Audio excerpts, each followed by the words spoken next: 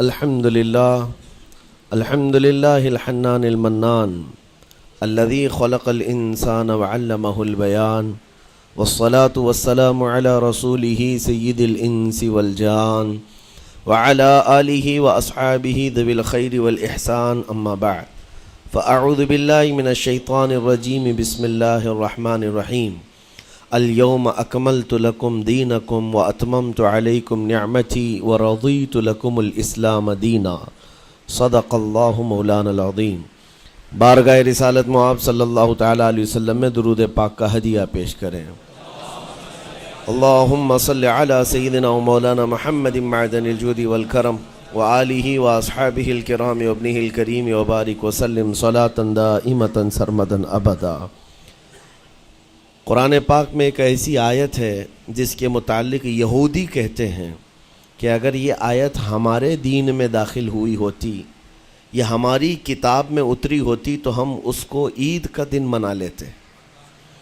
یہودی یہ کہتے ہیں اس آیت کا نزول اگر ہماری کتابوں میں ہوا ہوتا تو جس دن یہ آیت اتری اس دن کو ہم عید کا دن منا لیتے۔ وہ آیت کون سی ہے وہی میں نے آج آپ کے سامنے تلاوت کی ہے۔ اللہ فرماتا ہے یہ حجۃ الوداع کے موقع پر حضور صلی اللہ تعالیٰ علیہ وسلم کا آخری حج تھا آپ کی ظاہری زندگی کا۔ اس دن یہ آیت نازل ہوئی تھی اور حضور اکرم صلی اللہ تعالیٰ علیہ وسلم نے اپنا حج مکمل کر کے ارشاد بھی فرمایا تھا کہ آج کے بعد ہو سکتا ہے کہ میں اس جگہ پر تم سے دوبارہ ملاقات نہ کروں۔ اور وہ آخری حج کہا جاتا ہے اور آخری خطبہ بھی حضور کا خطبۃ الوداع جس کو کہتے ہیں مشہور ہے۔ اس وقت یہ آیت اتری تھی۔ آیت کا معنی پہلے سن لیں، ترجمہ۔ رب تعالیٰ فرماتا ہے الیوم اکملت لکم دینکم واتممت علیکم نعمتی، آج کے دن میں نے تمہارا دین مکمل کر دیا اور میری نعمتیں پوری اتار دیں۔ ورضیت لکم الاسلام دینا، اور تم کو اسلام دے کر میں راضی ہوا۔ یہ آیت ہے۔ کسی بھی دین کے بارے میں یہ دعویٰ نہیں ہے کہ وہ پورا کمپلیٹ ہے سوائے اسلام کے۔ پہلے جتنے دین آتے رہے بعد میں اور اس میں شوشہ تھا کہ آخری نبی آنے والے ہیں، شریعت پھر بدلے گی۔ موسیٰ علیہ السلام کا زمانہ آیا، ان کی شریعت تھی، پھر اس کے بعد زمانہ تبدیل ہوا، عیسیٰ علیہ السلام کا دور آیا، شریعت بدلی ہے۔ عقیدہ نہیں بدلتا، شریعت یہ لا کو کہتے ہیں، قوانین بدلے جاتے رہے۔ آدم علیہ السلام کی شریعت میں الگ قوانین تھے، نوح علیہ السلام کی شریعت میں قانون الگ تھے، بدلتی گئی شریعتیں، لیکن آ کر سٹاپ ہو گئی حضور پاک صلی اللہ علیہ وسلم کے اس دین پر۔ اور پھر رب تعالیٰ نے فرمایا اب دین کمپلیٹ ہو گیا، اب شریعت نہیں بدلی جائے گی قیامت تک، اس میں رد و بدل نہیں ہوگا۔ جو حرام ہے وہ قیامت تک حرام رہے گا، جو حلال ہے وہ قیامت تک حلال رہے گا۔ اب کوئی دنیا میں نہیں آئے گا جو اس شریعت میں کوئی نیا حلال پیدا کرے، نیا حرام پیدا کرے۔ حضور اکرم صلی اللہ تعالیٰ علیہ وسلم کا یہ دین کمپلیٹ ہے، مکمل ہے۔ اب آپ سنیے، قرآن پاک نے جب یہ فرما دیا کہ دین مکمل ہو گیا، یہ وعدہ، یہ دعویٰ کسی اور دین میں نہیں ہے، صرف اور صرف اسلام میں ہے کہ یہاں پیدا ہونے سے لے کر کے وفات تک کے مسئلے اللہ تعالیٰ نے تمہیں بیان کر دیے۔ وَلَا رَطْبٍ وَلَا يَابِسٍ إِلَّا فِي كِتَابٍ مُبِينٍ، کوئی خشکی کی چیز بھی نہیں ہے، کوئی تری کی چیز بھی نہیں ہے جس کو قرآن نے بیان نہ کیا ہو۔ رب تبارک و تعالیٰ نے ساری چیزیں بیان فرما دی، تمہاری شریعت کمپلیٹ ہے۔ آج تمہیں اپنی زندگی گزارنے کے لیے لا، قانون کسی ایرے غیرے کے پاس سے لینے کی ضرورت نہیں۔ اسلام ہر قانون تمہیں دیتا ہے، چاہے بچوں کے معاملات ہوں، چاہے جوانوں کے معاملات ہوں، شوہر بیوی کے حقوق ہوں، ماں باپ کے حقوق ہوں، استاد شاگرد کے معاملات ہوں، پڑوسیوں کے حقوق ہوں، تجارت کے، لین دین کے، نکاح کے، خلا کے، عدت کے، طلاق کے، سارے مسائل پورا کا پورا تفصیل کے ساتھ اسلام تمہیں دیتا ہے۔ اس طرح کا کوئی لا پوری دنیا میں نہیں ہے جس طرح اسلام کے پاس ہے۔ ظاہر سی بات ہے جب اسلام کے پاس اتنا بڑا مکمل نظام ہوگا تب تو پھر یہ ٹارگٹ نمبر 1 پوری دنیا میں ہوگا ہی ہوگا۔ یوں ہی اسلام سے لوگ نہیں چڑھتے، یوں ہی اسلام سے نہیں نفرت کرتے۔ ظاہر سی بات ہے کہ حسینوں سے ہی حسد ہوتا ہے، کوڑی سے کون حسد کرے گا؟ جس کو کوڑ کی بیماری ہو اس سے کوئی حسد نہیں کرتا۔ ایک حسین دوسرے حسین سے بھی نفرت کرتا، حسد کرتا ہے، یا کم صورت والا اچھی صورت والے سے حسد فطری طور پر کرتا ہے۔ اسی لیے محاورہ کہا گیا ہے کہ حسینوں سے حسد ہوتا ہے، تو اسلام میں جو حسن ہے تو جتنے جلنے والے ہیں اتنے زیادہ حسد کرنے والے پیدا ہوتے ہی رہیں گے۔ اب آپ کے لیے یہ فخر کی بات ہے کہ دنیا جسے ٹارگٹ نمبر 1 کہتی ہے، جس سے چڑھتی ہے اور جلتی ہے، الحمدللہ رب تبارک و تعالیٰ نے وہ دین ہمیں عطا فرمایا۔ وہ اس لیے نہیں ہے کہ لوگوں کے چڑھنے کی وجہ سے میں فخر کر رہا ہوں، اس لیے کہ میرے دین کے علاوہ کوئی دین ایسا نہیں جو یہ دعویٰ کر سکے کہ ہم کمپلیٹ لا رکھتے ہیں، صرف اور صرف اسلام کے پاس ہے۔ میں یہاں کھڑے ہو کر کے یہ صرف الفاظ کی پھیکم پھاک نہیں کر رہا ہوں، چیلنج ہے یہ۔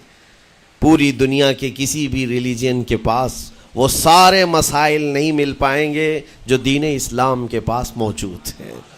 دین اسلام کے لیے اگر آپ کو میں بتا دوں کہ اس کا جو فقہ کا نظام ہے، مسئلے مسائل، جس کو اگر آپ پڑھنے کی کوشش بھی کریں زندگیاں بیت جائیں، صرف اور صرف ایک چیپٹر پر کتابیں لکھی ہوئی ہیں، صرف نکاح کے مسئلے کتابیں پوری ہیں، صرف طلاق کے مسئلے پوری کتابیں موجود ہیں۔ اتنا وستار کے ساتھ، اتنا تفصیل کے ساتھ کوئی دین نہیں پیش کرتا، صرف اور صرف اسلام ہے۔ یہ باتیں میں آپ کے سامنے کیوں رکھ رہا ہوں میرے عزیز ہو؟ تاکہ تمہیں یہ احساس ہو کہ اللہ نے کون سی نعمت تمہیں دی ہے۔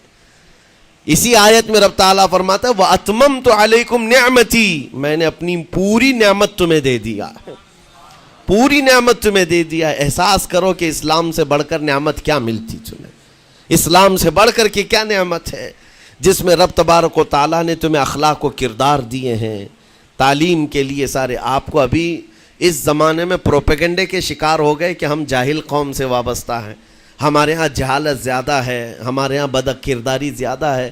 یہ عوام کو دیکھ کر کے لوگوں نے پروپیگنڈا بنایا، ورنہ تو ان کی حالت یہ تھی 18ویں صدی تک یورپ والوں کو روڈ بنانے کا طریقہ بھی نہیں معلوم تھا، اسلام نے سکھایا ہے۔ ان کو پارلیمنٹ میں بیٹھنے کا قانون نہیں معلوم تھا، اسلام نے قانون عطا کیے ہیں۔ ان کو عدالت چلانے کے معاملے معلوم نہیں تھے، اسلام نے پوری کتابیں پیش کی ہیں۔ اٹلی اور ڈنمارک جو آج یورپ کی کنٹریز میں شامل ہوتے ہیں، یہاں کے بادشاہوں کے بچے اسلامی علماء کے پاس اندلس میں پڑھنے کے لیے جاتے تھے، عیسائیوں کے، دوسروں کے، انگریزوں کے بچے، اور جب پڑھ کر کے آتے تھے اٹلی اور ڈنمارک میں واپس، تو پورے لوگ ان کو دیکھنے کے لیے بھیڑ لگاتے کہ یہ علماء اسلام سے پڑھ کر کے آ رہے ہیں۔ دنیا کو قلم پکڑنا سکھایا ہے اسلام نے۔ آپ کو ابھی میں اس موضوع پر نہیں بات کر رہا ہوں جو اسلام نے پوری دنیا کو دیا ہے۔ آج یہ جو گھڑی دیکھتے ہیں نا ہر جگہ پوری دنیا کا ٹائم، سب سے پہلے مسلم علماء نے اس کو ایجاد کیا ہے۔ دنیا کو ٹائم دیکھنے کا طریقہ اسلام نے سکھایا ہے۔ آپ کو ایک دو نہیں، آج پوری دنیا میں میڈیکل سرجری جو بھی ہوتی ہے، آپ کو پتہ ہے چیر پھاڑ کرنا ہر جگہ ضروری ہو گیا ہے، آپریشن تھیٹر، ساری دنیا جو سرجری کرتی ہے اس کے بیسک قانون بو علی سینا اسلامی عالم کے لکھے ہوئے ہیں۔ آج بھی امریکہ کی یونیورسٹی میں یہ کتاب داخل ہے، کیلیفورنیا میں۔ اسلامی علماء نے جو پوری دنیا کو دیا ہے وہ ایک الگ ٹاپک ہے۔ وہ اس کی ترقی اور عروج کا وقت تھا۔ اسپین میں کیمسٹری میں سب سے پہلے ایجاد کرنے والے علماء موجود ہیں، جابر بن حیان ہیں، جو الجبرا پوری دنیا کو دیا ہے۔ آج ہر یونیورسٹی، ہر کالج میں الجبرا کا سبجیکٹ ہوتا ہے۔ کس نے لکھا ہے؟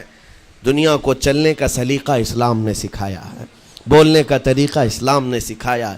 سیاست کے معاملات آپ کو پتہ ہے، پہلے کے دور کی سیاست یہ تھی جو بادشاہ بن گیا اس کا راج ہے، اس کا قانون ہے، اور رات کو خواب میں کوئی چیز دیکھے تو صبح قانون بنا دے گا۔ بادشاہوں کا مزاج ہے، خواب میں کوئی چیز نظر آ گئی صبح وہ قانون بن گئی۔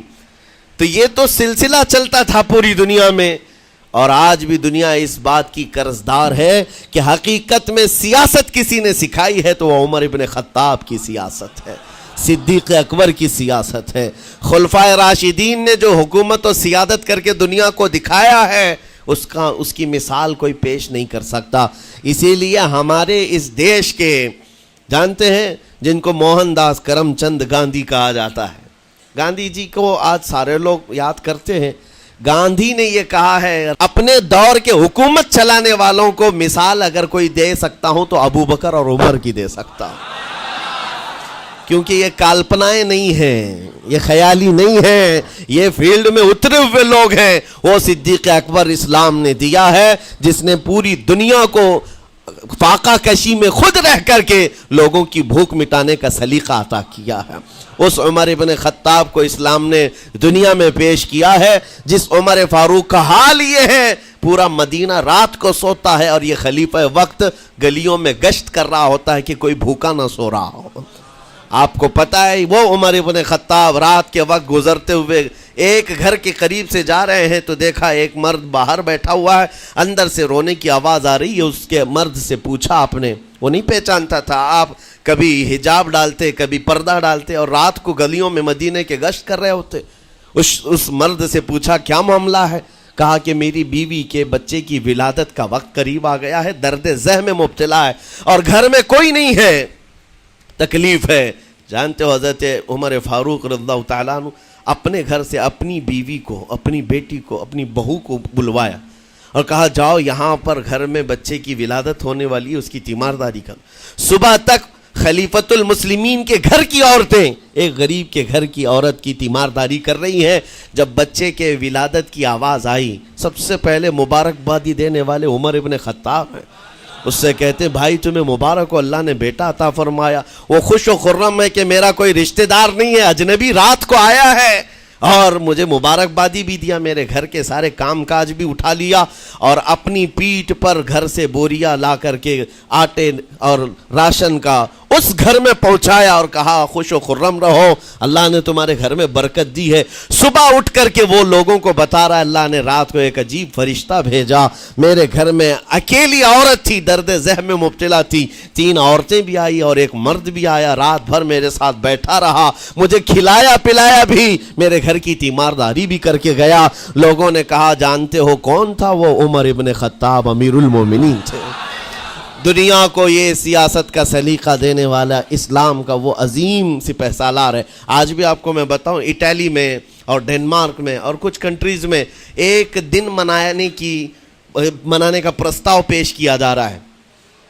یہ نہیں کہہ رہا ہوں ریچرڈ کا یا ریمونڈ کا، کوئی جو بڑے بڑے ان کے سپہ سالار ہیں ان کا ایک دن منایا جائے گا جن کو مطلب کوئی بہت بڑا نوبل پرائز ملا ہو۔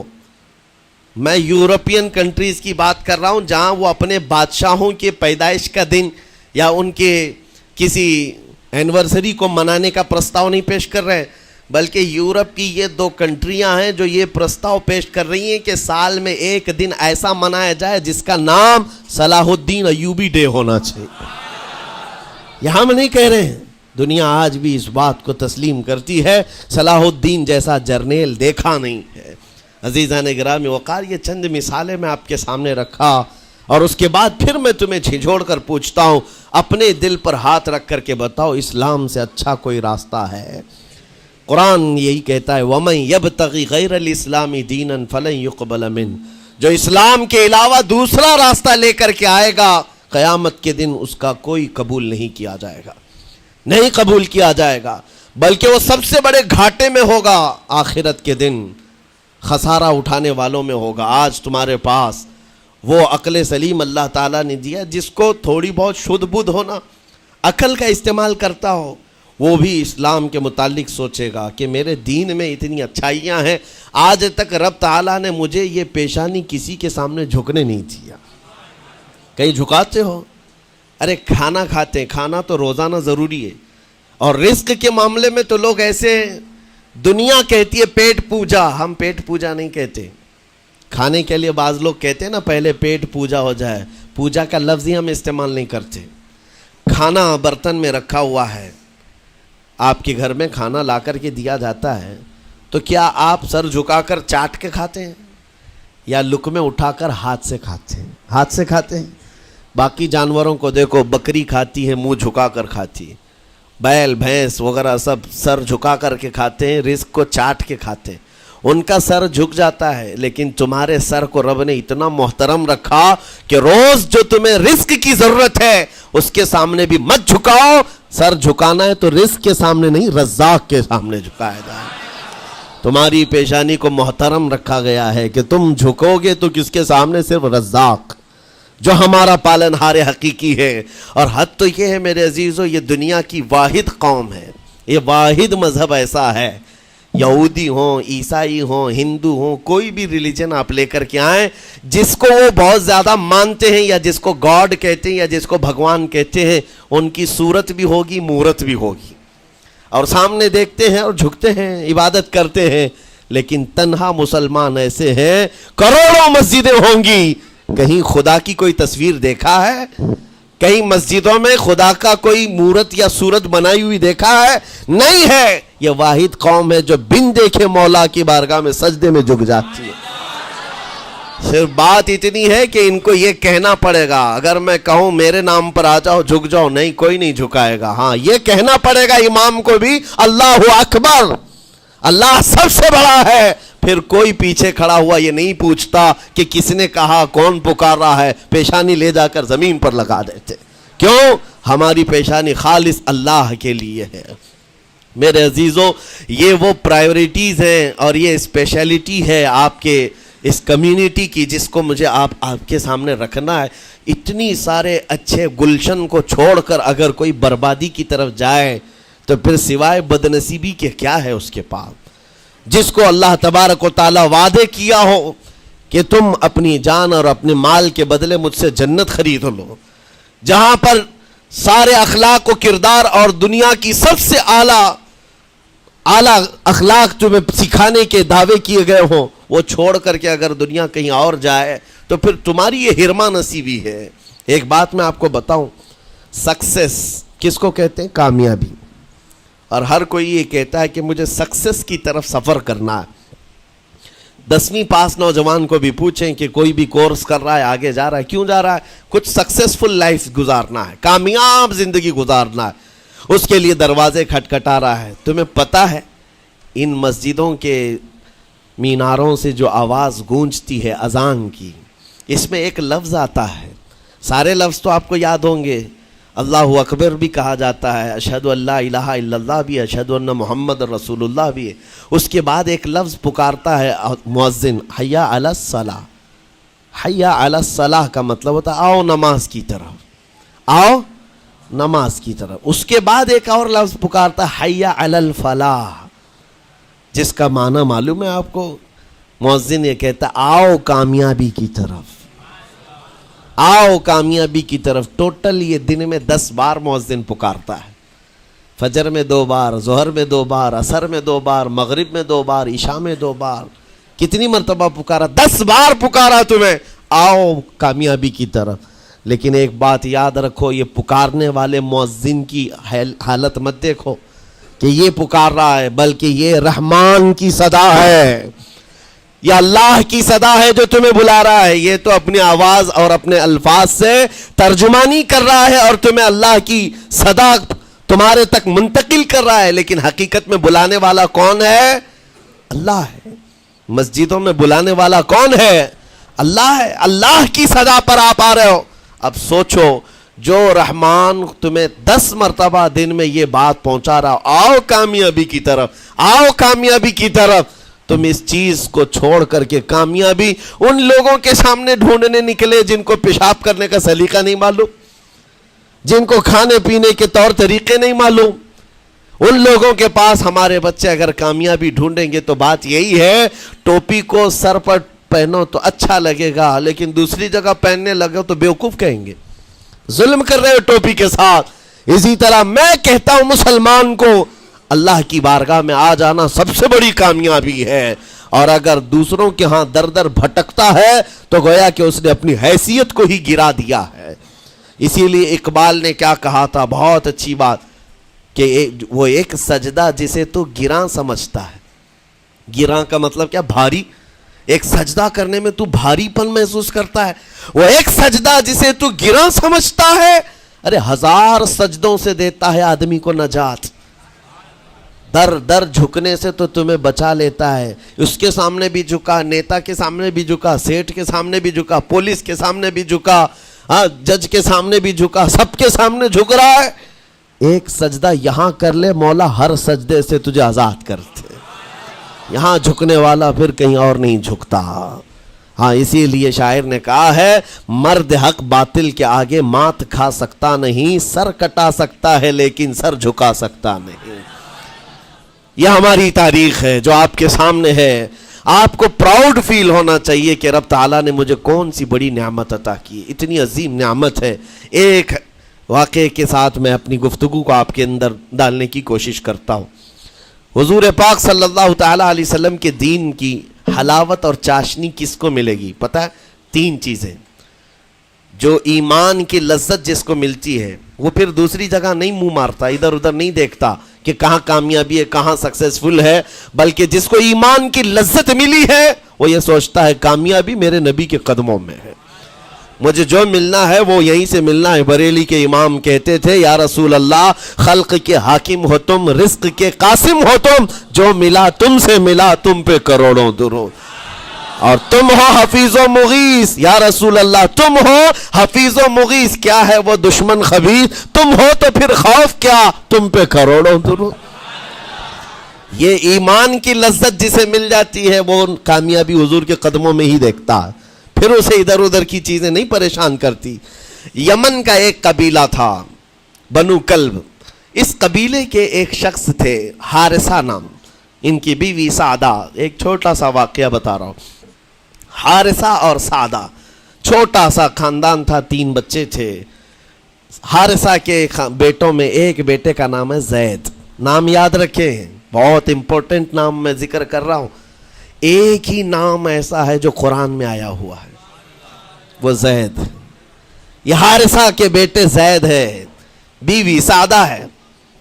یہ حارثہ اور سعدہ 3 بچوں کے ماں باپ تھے، ہنسی خوشی زندگی گزار رہے تھے۔ سعدہ ایک دن اپنے بچوں کو لے کر اپنے میکے جا رہی تھی، راستے میں ڈاکوؤں کا حملہ ہو گیا، مال سب چھین لیا قافلے کا، اور اتفاق ایسا کہ یہ 8 سال کے جو زید تھے ان کو بھی ڈاکوؤں نے چھین لیا۔ ایک ماں سے اس کا 8 سالہ بڑا بیٹا چھین لیا جائے تو ماں کی کیفیت کیا ہوتی؟ اس قدر درد میں تھی ماں، جان تو بچ گئی، 2 بچے بھی بچ گئے، لیکن بڑا بیٹا میرے ہاتھ سے چلا گیا۔ مارے مارے صحراؤں میں گھومتی تھی، پکارتی تھی میرا زید میرا زید میرا زید میرا زید۔ ڈاکوؤں نے زید کو کیا کیا؟ عکاظ کا ایک میلہ لگتا تھا، اس وقت یہ غلامی کا دور تھا، لوگ انسانوں کو پکڑتے اور بیچ دیتے تھے، وہاں لا کر کے انہوں نے زید کو بیچ دیا، غلام کی حیثیت سے بیچ دیا۔ آگے میں بتاتا ہوں۔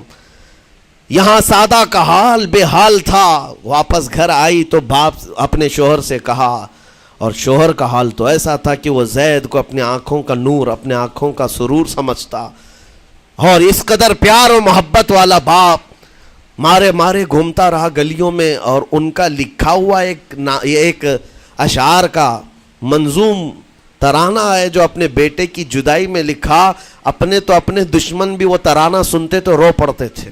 ایک باپ کا درد اپنے بیٹے کی جدائی میں، بہت روتے تھے، بہت۔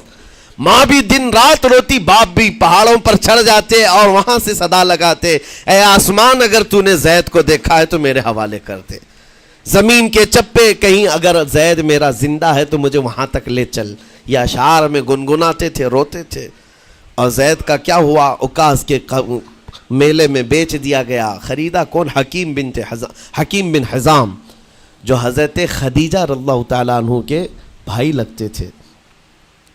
یہ لے کر کے آئے اور حضرت خدیجہ رضی اللہ تعالیٰ عنہ اس وقت مکہ میں اور حضور پاک صلی اللہ علیہ وسلم کے نکاح میں ہے، تو حضرت خدیجہ کے پاس یہ زید آ گیا، بھائی نے گفٹ کے طور پر دے دیا۔ حضرت خدیجہ کے گھر میں یہ زید جب آئے، اس وقت ان کی عمر یعنی 10-12 سال کے آس پاس رہی ہوگی، اور یہ ایسا لڑکا جو چھوٹی سی عمر کا، ادب اتنا تھا، ادب اتنا تھا کہ ہر ایک کا ادب کرتا، بڑے اچھے خاندان سے تعلق رکھنے والا۔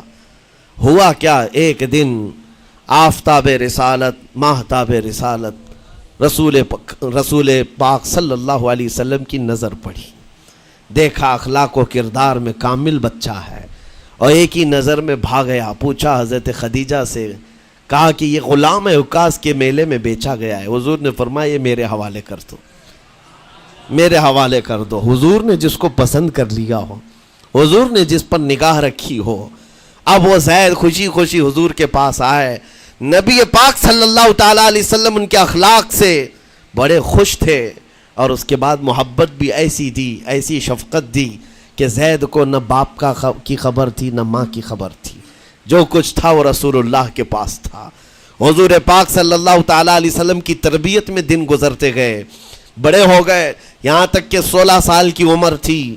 ایک دن حج کے موسم میں یمن کا بنو کلب خاندان آیا ہوا تھا، اور وہاں حج کے دوران وہ لوگ زید کے باپ حارثہ کے لکھے ہوئے اشعار پڑھ رہے تھے اور لوگوں کو رلا رہے تھے۔ ایک ہمارے قبیلے میں باپ ہے جو بچھڑے ہوئے بچے کی یاد میں روز روتا ہے، اس کے اشعار تو سنو۔ لوگ سن کر کے رو رہے تھے، یمن کا کوئی ایسا باپ ہے جو یوسف گم گشتہ کی خبر میں رویا کرتا ہے۔ یہ لوگوں کی بھیڑ لگی تھی، اسی کے سامنے سے زید کا گزر بھی ہو رہا تھا۔ بنو کلب کے لوگوں نے زید کو دیکھا، پہچان لیا، یہی تو وہ بچہ ہے جس کی یاد میں اس کا باپ روتا ہے، اور اس کو بلایا اور کہا تیرا نام؟ کہا زید۔ باپ کا نام حارثہ؟ کہا یہی تو ہے جس کے غم میں پورے اشعار پڑھے جا رہے یمن میں۔ زید سے کہا تجھے پتہ ہے تیرے باپ کا رو رو کر کے کیا حال ہو گیا؟ تیری ماں صحراؤں میں آواز دیتی ہے، پہاڑوں پر چڑھ جاتی ہے۔ ایک بچے کے لیے اس کے ماں باپ کی جدائی بتا دینا کتنی بڑی بات تھی۔ میرے عزیزو، سالوں کی یہ گم گشتہ خبر پھر سے واپس مل گئی ہے۔ زید نے کیا کہا کہ اب میرے ماں باپ سے جا کر کہہ دیں کہ رونا دھونا بند کریں، اونٹوں کی طرح ادھر ادھر بھٹکنا بند کریں، انہیں میرا سلام پہنچائیں اور کہیں انہوں نے جہاں مجھے دیکھنا تھا اس سے بہتر جگہ میں ہو، اس سے بہتر جگہ میں ہو۔ یہ بنو کلب خاندان گیا یمن، جا کر کے باپ سے کہا، حارثہ سے اور سعدہ سے، خبر تمہارے لیے اچھی لائے، تمہارا گم ہوا بیٹا جو پچھلے 10-12 سالوں سے تمہیں نہیں مل رہا تھا، وہ حرم کعبہ کے پاس ہمیں نظر آیا ہے، غلام بنا کر لوگوں نے بیچا ہے اسے، لیکن وہ ایک ایسے حسین و جمیل کی غلامی میں ہے، ایک ایسے حسن والے کی غلامی میں ہے کہ زید وہاں سے ہٹنا نہیں چاہتا۔ باپ نے کہا میرے کلیجے سے پوچھو مجھ پر گزرتی کیا ہے، اس کی ماں سے پوچھو، ایک نظر دیکھ لے گا وہ واپس ہماری جھولی میں آ جائے گا۔ دوڑتے دوڑتے یمن سے گھنٹوں یعنی جو مہینوں کا سفر تھا دنوں میں طے کر کے پہنچے، مکہ آئے۔ جیسی آئے تو رسول پاک صلی اللہ علیہ وسلم کو ڈھونڈا، حضور پاک مل گئے تو دھاڑے مار مار کر باپ رونے لگا اور کہا کہ اے محمد صلی اللہ علیہ وسلم، ہم نے آپ کے متعلق سنا ہے یتیموں کے والی ہیں، آپ کا دل بہت بڑا ہے، مجھ باپ کے اوپر رحم کیجئے، برسوں سے اپنے بچے کے لیے ترس رہا ہے، میں اور میری بیوی تڑپتے ہیں، صحراؤں میں آواز دیتے ہیں۔ حضور نے پوچھا ہوا کیا ہے تمہارے ساتھ؟ کہا ہمارا بیٹا گم ہو گیا تھا، برسوں ہو گئے تھے، لیکن سنا ہے وہ یہاں رہتا ہے۔ حضور نے پوچھا کیا نام ہے اس کا؟ کہا زید اس کا نام ہے، میرا نام حارثہ ہے۔ حضور پاک صلی اللہ علیہ وسلم کے محبوب زید کے بارے میں پوچھ لیا، حضور جس سے خود محبت کرتے ہو، حضور جس سے محبت کرتے ہو، باپ نے پوچھ لیا۔ حضور نے فرمایا کہ ٹھیک ہے، میں ایک باپ کے کلیجے سے اس کے بیٹے کو الگ نہیں کر سکتا، ماں سے اس کے بیٹے کو جدا نہیں کر سکتا، لیکن بات اتنی ہے کہ زید کو بلایا جائے، فیصلہ اس کے ہاتھ میں ہے، فیصلہ اس کے ہاتھ میں ہے۔ میں زید کو بلاتا ہوں۔ غلام تھے اس وقت، حضرت زید کو بلایا گیا، اور اس وقت بھری جوانی والا زید ہے۔ جیسی ہی آئے پہلی نظر باپ کو دیکھا، ماں کو دیکھا، ماں باپ تو چیخ پڑے ہمارا زید مل گیا، ہمارا زید مل گیا۔ لیکن کمال کی بات میں دیکھتا ہوں ایسی دیوانگی پوری دنیا میں نہیں ہے۔ زید نے دیکھا اپنے ماں اور باپ کو، لیکن اسی وقت اپنی آنکھیں جھکا لی اور حضور کی طرف کر لیا، کہا نہ، ادھر پہلے حضور پاک صلی اللہ علیہ وسلم کی طرف۔ حضور نے دیکھا کہ زید ماں باپ کی طرف دیکھ نہیں رہے ہو، جو رو رو کر کے برا حال کر چکے ہو۔ حضور نے زید سے کہا پہچانتے ہو؟ کہا ہاں حضور یہ میرے باپ ہیں اور یہ میری ماں ہے، یہ میرے چچا ہیں۔ حضور نے فرمایا پھر ملتے کیوں نہیں ہو؟ کہا سرکار اگر اجازت ہو تو ملوں گا، برسوں کا بچھڑا ہوا جوان ہے، آپ اجازت دو تو میں ملوں گا۔ نبی پاک صلی اللہ علیہ وسلم نے فرمایا جاؤ تمہیں اجازت ہے۔ جیسی گئے اس منظر کو جو بیان کیا گیا ہے میرے عزیزوں، ہم پڑھتے ہیں تو آنکھیں بھیگ جاتی ہیں۔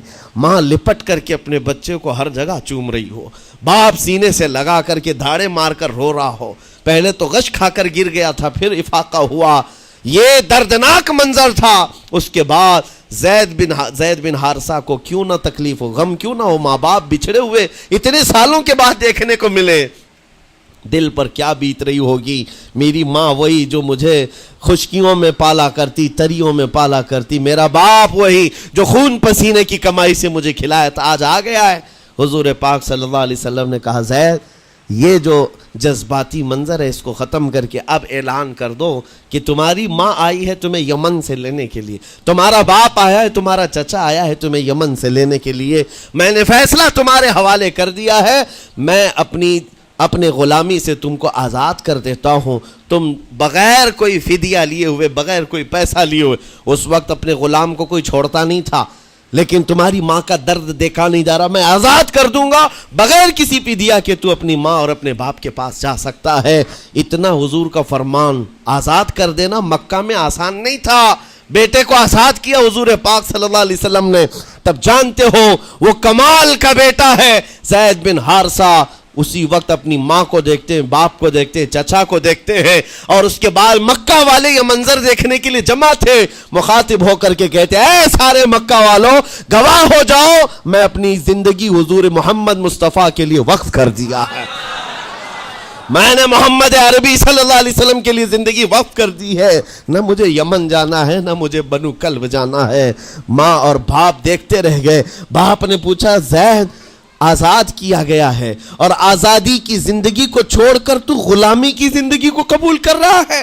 زید بن حارثہ نے اس وقت تاریخی جملہ کہا تھا، کہا بابا آپ نے جتنی شفقت کی ہوگی یا 1000 ماں باپ مل کر اپنے بیٹوں پر جتنی شفقت نہیں کیے ہوں گے اس سے زیادہ شفقت محمد الرسول اللہ نے کیا ہے۔ میں 1000 آزادیوں پر اس ایک غلامی کو، میں 1000 آزادیوں کو قربان کرتا ہوں اس ایک غلامی پر، میرے لیے زندگی بھر یہ غلامی کافی ہے۔ اتنا کہا تھا میرے آقا صلی اللہ علیہ وسلم نے اپنے باہوں کو پھیلا دیا، سینے سے لگایا اور زید بن حارثہ کو لے کر خانہ کعبہ کے پاس آئے۔ میرے عزیزوں ان کا حال بھی ایسا ہے کہ اگر کوئی ٹوٹ کر چاہتا ہے تو یہ نہیں ہے کہ تو چاہ رہا ہے، بلکہ ان کا حال یہ ہے اتنا دیا سرکار نے مجھ کو جتنی میری اوقات نہیں، یہ تو ان کا کرم ہے ورنہ مجھ میں تو ایسی بات نہیں۔ آتا ہے فقیروں پہ انہیں پیار کچھ ایسا، خود بھیک دے اور خود کہے منگتے کا بھلا ہو۔ حضور اکرم صلی اللہ علیہ وسلم زید بن حارثہ کو پکڑتے ہیں، خانہ کعبہ کے پاس لے آتے ہیں، ہجوم جمع تھا، مکہ والے سب کھڑے تھے، تب نبی پاک صلی اللہ علیہ وسلم اعلان کر کے کہتے ہیں اے مکہ والوں سن لو، آج سے زید کو میں نے آزاد کیا ہے، اور صرف آزاد نہیں، آج سے یہ میرا وارث ہے اور میں اس کا وارث ہوں، یہ میرا بیٹا ہے۔ حضور نے تنہا ایک ہی صحابی کے لیے کہا یہ میرا بیٹا ہے۔ اور اس کے بعد زید بن حارثہ کو لوگ جو مکہ میں پکارتے تھے زید بن محمد کہتے تھے، محمد کا بیٹا زید، رسول پاک صلی اللہ علیہ وسلم کے بیٹا ہونے کا شرف پایا ہے۔ میرے عزیزوں یہ جنہوں نے حضور صلی اللہ تعالی علیہ وسلم کے دربار کا ایک بار مزہ چکھ لیا تو وہ پھر یوں ہی کہتا ہے پھر کے گلی گلی تباہ، ٹھوکریں سب کی کھائی کیوں، دل کو جو عقل دے خدا تیری گلی سے جائے کیوں۔ حضور پاک کی گلی میں جو ایک بار مزہ لے لے وہ پھر دنیا کی ٹھوکریں نہیں کھاتا۔ اسی لیے آج تم سب کے لیے میرے عزیزو ایک ہی فرمان میرے آقا صلی اللہ تعالیٰ علیہ وسلم کا سنا کر رخصت ہوتا ہوں۔ ایمان کی حلاوت اس کو ملتی ہے جو اپنی زندگی میں سب سے زیادہ اللہ اور اس کے رسول سے محبت کرتا ہے، اللہ اس کے رسول سے محبت کرتا ہے۔ اور دوسری چیز یہ بھی ہے کفر میں جانے کو ایسا ناپسند کرتا ہو جیسے آگ میں ہاتھ ڈالنے کو ناپسند کرتا ہے۔ کفار و مشرکین کے میلے آج لگ رہے ہوں گے لیکن تمہارا امتحان ہوگا، 31 نائٹ آنے والی ہے، یہ آزمائش کی رات ہے. لوگوں کو دیکھا جائے گا کہ تم کون سی عیاشیوں میں جاؤ گے. تم اس رات کو کیا دنیا داروں کو دیکھ کر ان کے پیچھے بھاگ جاؤ گے؟ ایک بات یاد رکھو، شیروں کو جس کام کے لیے پیدا کیا گیا اسی کام پہ رہنا چاہیے. اور شیر اگر اپنا کام بھول جاتا ہے تو کتے اس کے اوپر لگ جاتے ہیں. تمہارا کام کتوں کی طرح بھونکنا نہیں ہے، تمہارا کام شیروں کی طرح دہاڑنا ہے. میرے عزیزو، محمد عربی صلی اللہ علیہ وسلم کے وہ شیر جو گٹر اور نالی کے لیے نہیں پیدا کیے گئے، اعلیٰ اخلاق و کردار کے لیے پیدا کیے. تم امت محمدیہ خیر امت ہو، شراب پینے کے لیے نہیں، جوا کھیلنے کے لیے نہیں، تاش کے پتوں پر مال اڑانے کے لیے نہیں، غلط نگاہوں کو پھیلانے کے لیے نہیں، آوارہ گردی کے لیے نہیں پیدا کیے گئے. تمہاری نسبت رسول اللہ سے ہے. اتنی بات یاد رکھو، اللہ نے مجھے خیر امت کہا ہے. میری آنکھیں اٹھ رہی ہیں تو فرشتے بھی دیکھ رہے ہیں، رب تعالیٰ دیکھ رہا ہے. میرے چلنے پھرنے کو رب تبارک و تعالیٰ اس کے علم سے کوئی ایک ادا بھی میری بے خبر نہیں ہے، غافل نہیں ہے. اس لیے عزیزان گرامی وقار، تمہارے اس آنے والے نئے سال کی کیسے آپ اوپننگ کرتے ہو، کیسے اس کی ابتدا کرتے ہو، یہ تمہارے ہاتھ میں ہے. گناہوں کی لذت کے ساتھ اپنی زندگی کا ایک نیا سال شروع کر رہے ہو، یا پھر رب تبارک و تعالیٰ کی تسبیح و تہلیل اور مصطفیٰ کریم کے قدموں میں درود بھیج کر اپنے نئے سال کی ابتدا کرتے ہو. میں تو یہ اعلان کرتا ہوں، اگر میرا یہ میسج سب تک پہنچ جائے کہ ہم نے بہت ساری عیدیں منائی ہیں، بہت ساری محفلیں منائی ہیں، ہم عید میلاد النبی کے نام پر جلسے جلوس سب کرتے ہیں، ہم 11ویں کے نام پر غوث پاک کے جلسے سجاتے ہیں، اعلیٰ حضرت کے نام پر، غریب نواز کے نام پر جلسے کرتے ہیں، لیکن دنیا ایک عید مناتی ہے ہیپی نیو ایئر کی، 31st نائٹ کی. میرے عزیزوں، ہم نوجوانوں سے کہتے ہیں اس عید کو دنیا کی عید ہے، اس کو بدل کر کے ہم ناموس رسالت کے لیے وقف کیوں نہ کرتے ہیں؟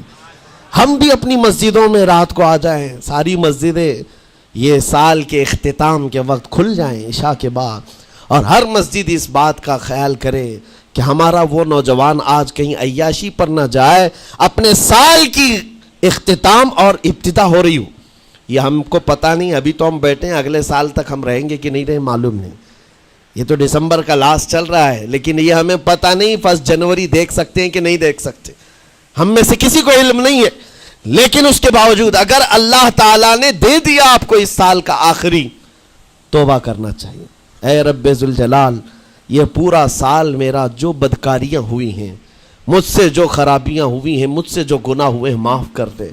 تو ایک نیا سال میری زندگی میں کھول رہا ہے. مولا، پچھلے سال جو مجھ سے گناہ ہوئے، اس سال وہ گناہ نہ ہو. میں تیرے دربار میں پناہ مانگتا ہوں، تیرے دربار کی پناہ مانگتا ہوں ان تمام شیاطین کے شر و فساد سے جنہوں نے مجھے بدکار بنانے کی کوششیں کی ہیں.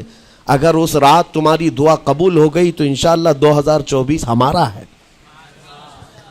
لوگ آج بہت ساری بھوشمانیاں کر رہے ہیں، 2024 ان کا ہے، ان کا ہے. میں کہتا ہوں غلامان مصطفیٰ کا ہے. ہاں، سال کی ابتدا اگر حضور پاک کے نام سے کرو، درودوں کی خیرات اور درودوں کی ڈالیاں نچھاور کرو نبی کریم صلی اللہ تعالیٰ علیہ وسلم کی بارگاہ میں، اور اللہ سے مدد مانگو کہ مولا اس سال کی ابتدا ہم تیرے نام سے شروع کر رہے ہیں. انشاءاللہ یقین ہے میرے عزیزوں، جو دروازے بند ہیں وہ کھلیں گے ضرور، اور جو آفتیں آئی ہیں وہ ٹلیں گی ضرور.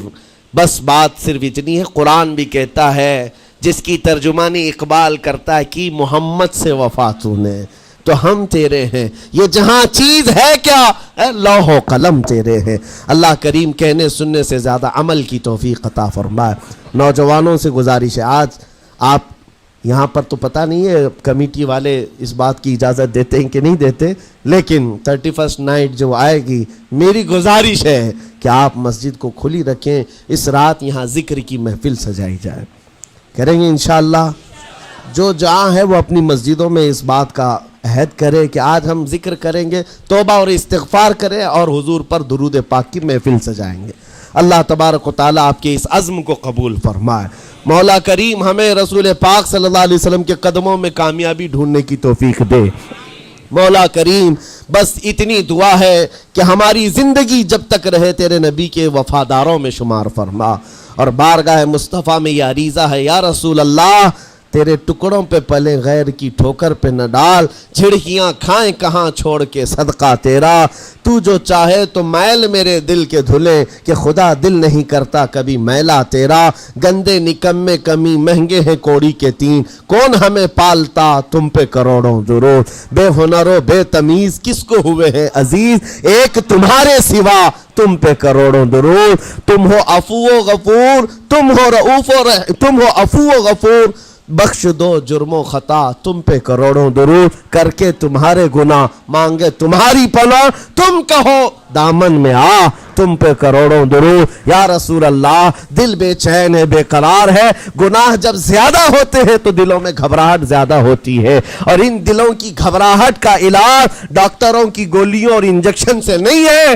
ان دلوں کا قرار صرف اتنا ہے، یا رسول اللہ دل کرو ٹھنڈا میرا، وہ کفے پا چاند سا سینے پہ رکھ دو ذرا تم پہ کروڑوں درود، وآخر دعوانا الحمدللہ رب العالمین، السلام۔